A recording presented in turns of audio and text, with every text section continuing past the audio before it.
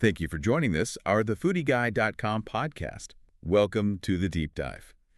Today, we're really cutting through all the noise and getting straight into the nuts and bolts of operational food safety.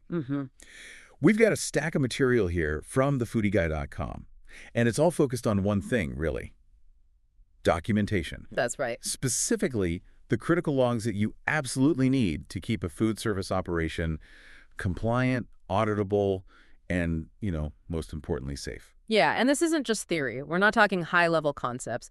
This is the checklist. Yeah. This is the hard and fast list that separates a well-run, regulated kitchen from what could honestly be a disaster waiting to happen. So we're looking at a master list here. I see 17 different types of logs. 17, yeah. And for each one, the material lays out the required temperature ranges, how often you need to log, and this is the key, the specific corrective actions you have to document. It's basically a blueprint, then, for anyone who needs to get up to speed on their record-keeping requirements and fast. Exactly. It's a roadmap. Okay, so let's unpack this. Our mission today is to go through these 17 logs, categorize them, and really pull out those non-negotiable details. We need to focus on not just what the rules are, but, why they're there and how they all connect. And before we even jump into the first temperature log, we have to talk about the foundation for all of this, which is record retention. How long do you have to keep these things? Well, that's the thing. An operation can, develop its own internal policy, but TheFoodieGuy.com is really clear on this. The records are subject to review by your local jurisdiction. So it's not a one-size-fits-all answer. Not at all. You absolutely must consult the FDA's HACCP, that's Hazard Analysis Critical Control Point site, or, more likely, your local health department for their specific rules. And what's typical? Are we talking weeks, months? It varies, but in many cases, you're looking at 6 months to a year, and sometimes even longer, especially if there's been an incident or an outbreak traced back to a facility.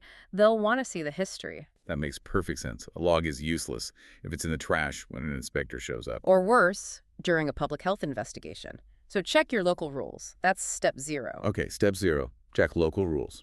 Got it. Let's dive into section 1 then, which seems to cover the most immediate challenge: temperature control. The core pillars. The hot and the cold. We'll start with what feels most intuitive, I think: keeping cold things cold. The logs for the entire cold chain, from the huge walk-ins to the little reach-in coolers. This is where so much of the daily SCAF interaction happens. And it's where failures are often the most visible. These logs are truly the absolute baseline of your quality assurance program. They're the daily proof that your most expensive equipment is working. And that your staff is paying attention. Let's start with the refrigerator logs. Okay, so the material from TheFoodieGuy.com is really specific here. This isn't just for the big walk-in cooler in the back. Oh no, it covers every single unit. Walk-ins, reach-ins, those little under-counter units, the low boys, the beverage coolers out front. So front of house and back of house. Both. If it's storing what we call TCS food time and temperature control for safety foods, it needs a log. And it needs to be checked daily, sometimes even twice a day, depending on the operation. Okay, so what's the magic number? What's the critical temperature? The line in the sand, industry-wide, is 40 degrees Fahrenheit. But it's not at 40. It has to be recorded as less than 40 degrees. So 39, 38. That's where you want to be. That's your safe zone. The moment a log shows 41 degrees or higher, you are technically entering the temperature danger zone. Now, bacterial growth is probably pretty slow at 41, right? It is slow, but that's not the point. A 41-degree reading doesn't just mean the food is 1 degree too warm. It means there's a systemic issue. The unit is failing, or it's overstocked and the air can't circulate, or the door was left open. And that 1-degree failure is a sign that it could easily climb to 45 or 50 degrees very quickly. And this is where the log becomes more than just a number on a sheet. The documentation requirements I'm seeing are threefold. Yes. First, the actual temperature reading, no check marks. An actual number. An actual number. Second, the initials of the staff member who took the reading. Accountability. Right. And third, and this is the non-negotiable part, that inspectors will zoom in on what actions were taken if the temperature was out of range. A corrective action. A corrective action. And recording that action is, I can't overstate how important that is. If your log just shows 45 degrees at 8 in the morning with nothing else, that log is deficient. It's an admission of failure with no response. So what does a good log look like in that case? A good log shows 45 degrees, the initials, and then a note. Thermostat adjusted, rechecked at 8:30 a.m., temp at 38 degrees. Or contacted maintenance, product moved to walk in, #2. Ah, so it tells a story. It shows you saw a problem and you immediately fixed it. It's the difference between a minor variance and a serious violation that could lead to them telling you to throw out thousands of dollars of product. Or even worse. I see how that makes the log a proactive management tool. If you keep seeing 42-degree readings in the same unit, even if they're corrected, the log is screaming at you that the equipment is about to fail for good. Exactly. It predicts the future. Now let's talk about the other end of the cold spectrum, the freezers. Right. Freezer logs.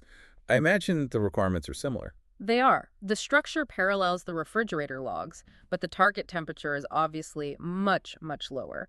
We're moving from immediate safety to long-term quality integrity. So again, it covers all units, back and front of house. But the critical range here is listed as 0 to -10 degrees Fahrenheit. Correct. 0 to -10. My question is, why that specific range? Why isn't it just, below freezing, below 32? That's a great question, and it really comes down to food quality. While anything below 32 degrees is technically frozen, that's not good enough.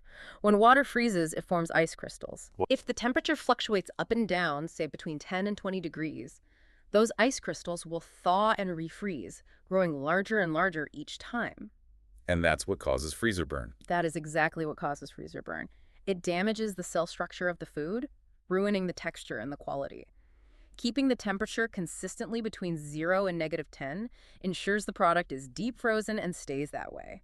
It minimizes those ice crystals, preserves the product's integrity, and gives you that long-term shelf stability. So if your log shows, say, 15 degrees Fahrenheit, you might not have an immediate safety crisis, but you have a huge quality and financial loss problem on your hands. A ticking time bomb for your inventory.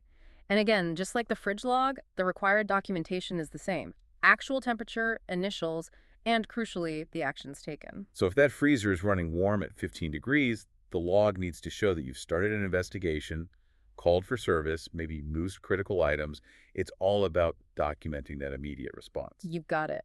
Now, this is where it gets, in my opinion, really interesting. Because we're moving from passive storage, just letting a box do its job, to active holding, we're walking the tightrope right on the edge of that bacterial danger zone. Hot holding and salad bar logs. Exactly. This is about actively managing prepared foods to keep them in the safe zones moment by moment. Let's start with the hot holding temp logs. We're talking steam tables, warming cabinets, soup wells. Anything designed to keep cooked food hot and ready to serve. And yes, logs must be kept for all of them, whether it's on the main cook line or out on a buffet. The critical temperature range here is the inverse of the cold side. It must be held at a temperature greater than 140 degrees Fahrenheit. Above 140. That's the other line in the sand. That's the baseline to keep bacteria from multiplying. Right. It's the minimum. If you drop below that, especially into that range between 135 and 41, that's the super danger zone where bacteria can double in as little as 20 minutes. Wow. Now, thefoodieguy.com adds another vital rule here that can cause some confusion. It says items must not be held past the 4-hour FDA proper cooling rule. Okay, can you clarify that? Yeah. Because it sounds like you're linking two different things. If my soup is at a perfect 150 degrees, why does a cooling rule that applies to chilling food matter? That's the linked liability concept. It's less about an immediate safety cliff at the 4-hour mark and more of an operational and quality cap. The FDA technically allows for hot holding almost indefinitely as long as the temperature is strictly maintained above 135, actually. So why the 4-hour mention? It's a best practice and a safeguard. For one, food quality degrades significantly over many hours, even when held hot. But more importantly, from a safety perspective, long holding times increase the cumulative risk. How so? Every time someone opens the lid, uses a serving spoon, that's a chance for recontamination. And over a long period, there's a higher chance some part of the food, maybe on the edge of the pan, will dip slightly below 140. The 4-hour limit is an operational control to say, okay, after this point, the combined risk of quality loss and potential temperature slippage is too high. Let's start fresh. So the log documentation here has to be more complex. It's not just temperature and initials. Correct. You need the actual temperature, the initials, and the specific product being held. You can't just write soup. You have to write tomato bisque, batch 2. For traceability. For traceability. Yeah. And of course, the corrective actions. If that bisque drops to 135, the log needs to show it was either immediately reheated back up to 165 or, more likely, it was discarded. That specificity ensures accountability for that entire batch of food. Okay, let's pivot to the other side of the serving line, the salad bar logs. Right. Cold holding during service. The standard requirement here is pretty straightforward. You need logs to show that all cold items are being kept below 40 degrees. Same rule as the walk-in, just at a different setting. You're often checking those temps every 2 hours during service. But the material introduces a big exception here, one that requires, it says, extensive administrative oversight. It does. This is the FDA's time and temperature as a control rule. You'll often hear it called time as a public health control, or TPHC. And what does that rule let you do? Who uses this? It allows an operation to intentionally hold certain foods outside of that 41-degree safe zone. Think about things like sushi rice, which gets hard and dry when chilled, or cut tomatoes that get mealy. Okay, so it's for quality reasons. Primarily. But you can only do it if you timestamp the food and discard it after a set period, which is almost always 4 hours. That sounds like you're playing with fire. You are literally swapping a thermometer for a stopwatch. You are. You're trusting a clock and your staff's diligence entirely. And that's why the administrative burden is so high. What are those prerequisites? First, you have to keep a separate, specific log just for this process. It has to clearly show the time the food was put out and the mandatory time it must be discarded. 10:00 a.m. out, 2:000 p.m. discard. And it has to be approved, right? Absolutely. The local health department must approve your specific plan in writing before you can even start. You can't just decide to do it one day. And there's the third part. The third part is that the entire detailed policy has to be written down and available in your facility's Policy and Procedures Manual, your P&P. Every staff member has to be trained on it. If that food is out for 4 hours and 1 minute, it must be thrown away, and the log has to show that it was discarded. So any slip-up, a missing log, a missed discard time, and the whole process is a major violation. A major violation. It's a tool for high volume or highly specialized places where speed or specific food quality is critical, but it comes with a massive paper trail and zero margin for error.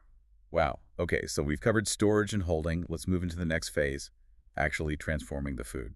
Section 2, receiving, cooking, and post-production. Right, moving from static states to active processes. This is where you're tracking food as it comes in the door, and then as it's fundamentally changed by cooking and cooling.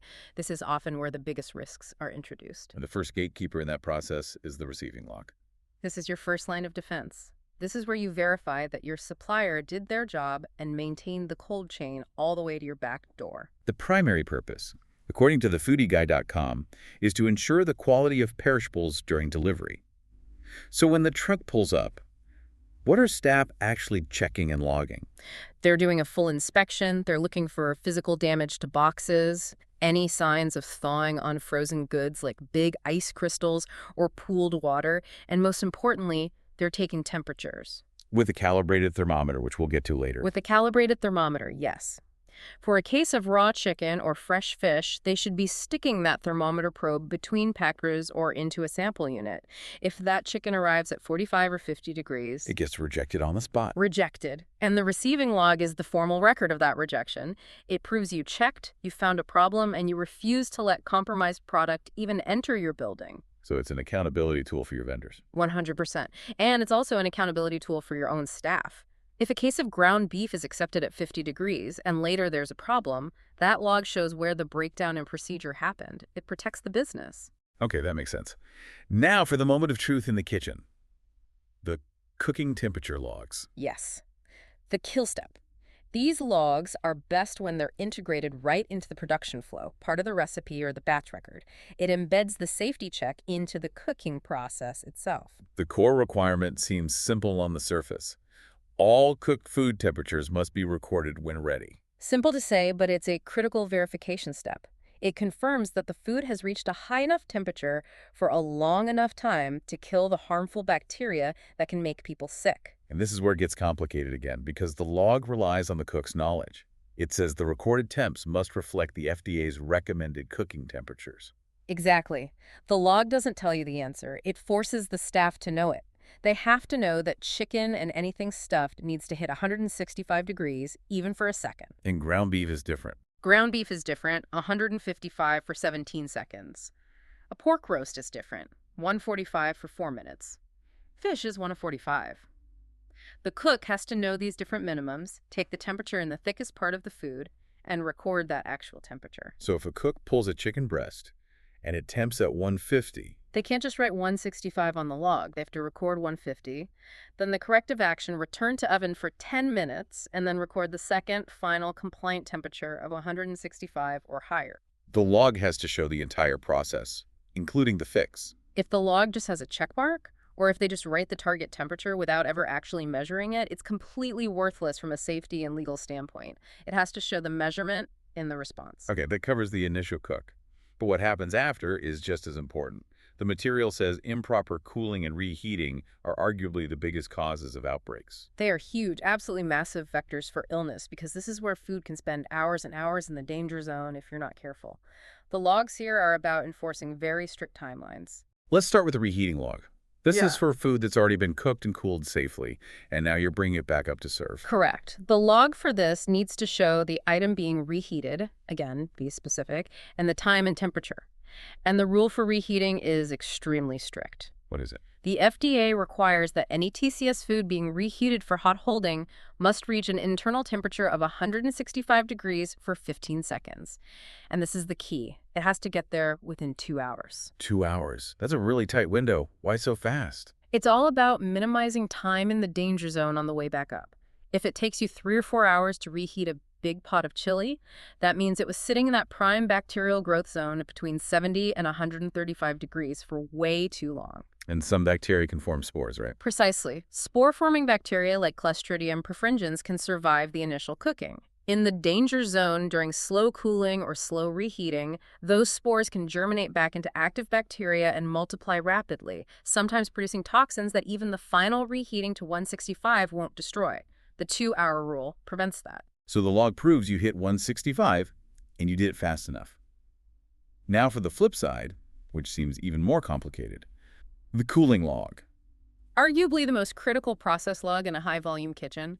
The requirement is that all hazardous, especially bulk items, must have their cooling process recorded. Bulk items. So we're talking a huge 20-gallon stock pot of soup or a giant roasted turkey. Exactly. Things with a lot of mass that hold on to heat. You can't just stick that pot in the walk-in and call it a day. It will stay in the danger zone for 12 hours. So the log has to track the specific FDA-approved cooling rule. What is that rule? It's a mandatory 2-stage process, and the log has to track both stages. Stage 1, the food must cool from 140 degrees down to 70 degrees within 2 hours. Okay, 140 to 70 in 2 hours. Why is that first stage so fast? Because that 70 to 140 range is the super-duper danger zone. It's where bacteria multiply the fastest. You have to get through that bottleneck as quickly as possible. If you don't hit 70 degrees within 2 hours, your only options are to discard the food or immediately reheat it back to 165 and start the whole cooling process over again. So the log has to have a 2-hour checkpoint. And what's the second stage? The second stage is cooling from 70 degrees down to 40 degrees. You have an additional 4 hours to complete that part. So a total of 6 hours, but it's front-loaded. 2 hours for the first, most critical drop, and 4 hours for the rest. Exactly. And a proper cooling log will show the temperature at specific intervals, maybe every 30 minutes. It will also note the method being used, Like what? like placed in an ice bath, or transferred to shallow 2-inch pans, or stirred with an ice paddle. It documents that you were actively, not passively, cooling the product, and if you miss a target, the corrective action has to be logged. It's a complete forensic timeline of that food's journey from hot to cold. It's incredible how detailed it has to be. Okay, let's shift gears. We've talked about the food itself. Section 3 is about the environment and the tools. Sanitation, equipment, and verification. A clean plate and a working thermometer. Without these, all the other logs are meaningless. Cross-contamination from dirty surfaces or equipment can undo all your careful cooking. Let's start with the dish machine logs. Verifying that the big machine is actually doing its job. Right. And if you're using a high-heat sanitizing machine, the material says you need to be taking temperatures at least 3 times a day, beginning, middle, and end of a shift, typically. And the recommended final rinse temperature from the FDA is between 165 and 180 degrees Fahrenheit. That's the temperature of the water coming out of the jets. But, and this is a huge but, that's not what you're actually supposed to be measuring. What do you mean? The key detail, the one that so many people get wrong, is that the temperature of the actual plate or vessel surface must reach 165 degrees. So the water might be 180, but by the time it travels through the air and hits the plate, The plate itself might only get to 150. Precisely. And 150 degrees is not sanitized. You have to verify the result, not just the machine setting. How do you even measure that? You can use a max registering thermometer that you run through the cycle, or more commonly, special thermal labels or strips that you stick to a plate. They change color permanently if the target temperature is reached. The log is a record that you performed that verification and it passed. And what about low-temp machines that use chemicals? That's a whole different log. For a chemical sanitizing machine, you have to maintain a log that shows you're testing the potency of the sanitizing chemical. With test strips. With test strips, chlorine, iodine, quat, whatever you're using, you test the concentration to make sure it's strong enough to kill germs, because unlike heat, that chemical gets used up and diluted by food soil. So you're logging the parts per million, not the temperature. Okay, moving on to manual washing. The pot sink log for the classic 3-compartment sink. This log is a dual verification process. You're usually using chemicals here, so that's critical. The log has to show not only the water temperature, you still need hot water in the wash sink to cut grease, but also the potency of the sanitizer in that third bay. So you're logging temperature for the first sink and chemical concentration for the third sink. At a minimum, you need to make sure the whole system is working together. A lukewarm wash sink or a weak sanitizer means you're just spreading germs around on your pots and pans. And then there's a more general log, food contact surface cleaning. The material says there could be several of these. Yeah, this really scales with the size of the operation. A small coffee shop might have one simple log for wiping down counters. A big hospital kitchen will have separate, highly detailed logs for the meat slicer, the vegetable prep station, the bakery. Because the risks are different. A meat slicer is a much higher risk for cross-contamination than a counter for wrapping sandwiches. Exactly. So that slicer might need to be fully broken down, cleaned, and sanitized every 4 hours of continuous use. And the log is the proof that that specific high-risk task was completed on schedule. It's all about tailoring the documentation to the risk. Okay, now for the part that underpins all of this, equipment checks. This is where we connect all the dots. As you said before, a temperature log is only as reliable as the thermometer that took the reading. The thermometer calibration log. This might be the single most fundamental log in the entire building. The requirement is that it must be completed daily at the start of every shift, before you check a single food item. So how does a cook do that? What's the process they're logging? The industry standard is the ice point method. It's simple. You made a proper ice slurry that's mostly crushed ice with a little bit of water to fill the gaps. You stick the thermometer in, wait about 30 seconds, and it should read exactly 32 degrees Fahrenheit. The freezing point of water. The freezing point of water, a physical constant. If your thermometer reads 30 or 35, it's out of calibration. The log needs to show that you checked it, found it was off, adjusted it using the calibration nut, and then rechecked it to confirm it reads 32. And if you can't adjust it? You take it out of service, it's done. And if an inspector walks in and finds your thermometers are off by 5 degrees, they can, and often will, question the validity of every single temperature log you've shown them for that day or even that week. It basically invalidates all of your other data. It completely compromises your data integrity. The calibration log is the proof that your data is trustworthy to begin with. Okay, one last environmental check. The storeroom temperature log. This is for dry goods. Right, and you need to record the room temperature daily. It's not about immediate bacterial hazards like with refrigerators, but it's critical for quality and pest control. So what are you looking for? You want to keep your dry storage cool and dry. If the room is consistently getting too hot, say above 80 degrees, or it's too humid, you're going to have problems. Like what kind of problems? Canned goods can have their shelf life shortened. Grains like flour can develop mold. And most importantly, warm, humid environments are a breeding ground for pests. Weevils, moths, rodents. They love those conditions. So this log is an early warning system. If you see the temps creeping up, you know you need to check your HVAC system or ventilation before you lose a whole pallet of flour. Exactly. It's about protecting the quality and safety of your inventory before it even gets to the kitchen. Okay, we're at our final section, section 4, administrative and oversight logs. These seem to close the loop, dealing with external factors, waste, and even the financial side of things. They really do. This is where you see the high-level view of the operations health, both in terms of safety culture and business management. Let's start with pest management. There are 2 logs here. A critical two-pronged approach. You need internal monitoring from your staff and external verification from professionals. Pests are a major vehicle for disease, so you have to be vigilant. The first one is the pest observation log. This has to be available in the kitchen for all staff. This is such a powerful tool because it empowers everyone on the team to be a health inspector, from the newest dishwasher to the head chef. If anyone sees anything, They log it immediately. A server sees flies near the service station. A prep cook finds what might be rodent droppings in the dry storeroom. They write down the date, the time, the location, and what they saw. It creates an immediate internal record so that management has to respond. it prevents things from being ignored or forgotten. And it shows an inspector that you have an active, ongoing monitoring program that involves your entire team. It demonstrates a strong food safety culture. Then there's the professional side, the pest control log. This log is owned and completed by your licensed pest control operator every time they visit. This is the official record of professional service. And the material says it has to include more than just a signature. Oh, much more. It has to include a detailed list of all treatments performed, what chemicals were used, where traps were placed. It has to include their observations, did they find evidence of nesting, new entry points, and critically, it must include their recommendations and any sanitation concerns. So it's a feedback loop. It's a direct feedback loop. If the pest control pro keeps writing food debris under the prep tables in their report, and an inspector sees that note from 3 consecutive visits with no corrective action from management, that's a huge red flag. The log forces management to act on professional advice and document that they did so. That makes a lot of sense. Okay, we've covered the cold chain, cooking, cleaning, pests. Now for the final log, the damaged or discarded log.